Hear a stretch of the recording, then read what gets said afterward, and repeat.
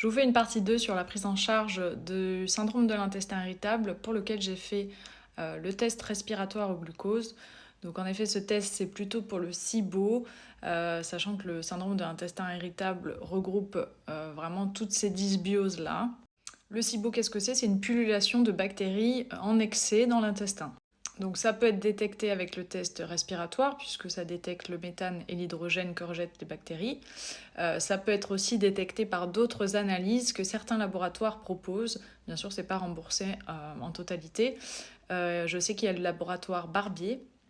Donc vous allez sur le site et là il y a vraiment plein d'analyses pour la perméabilité intestinale, de rechercher des candidoses intestinales ou une pullulation microbienne ou fongique. Donc c'est un test qui se fait dans les urines mais qui reflète la quantité de bactéries dans l'intestin grêle.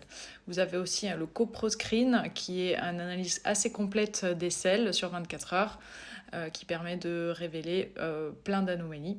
Donc ça, je ne l'ai pas encore fait. Je ne sais pas si le gastro à l'hôpital connaît un peu tous ces tests. Même moi, je suis médecin généraliste, j'en avais jamais entendu parler. C'est pour vous dire à quel point on est mal formé sur cette pathologie.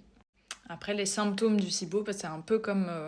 voilà, ça englobe plein de choses comme le syndrome de l'intestin irritable, hein, des ballonnements, des douleurs abdominales intermittentes, des diarrhées ou constipations, et qui peuvent vraiment changer votre vie, hein. Il y a des personnes qui ne peuvent plus sortir à cause de ça. Dès qu'elles mangent quelque chose, ça crée des diarrhées.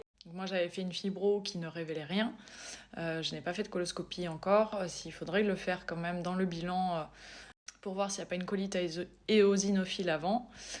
Faire un test pour la maladie cœliaque aussi, donc ça je l'ai fait. Il faut déjà en fait éliminer toutes les pathologies avant de penser au syndrome de l'intestin irritable.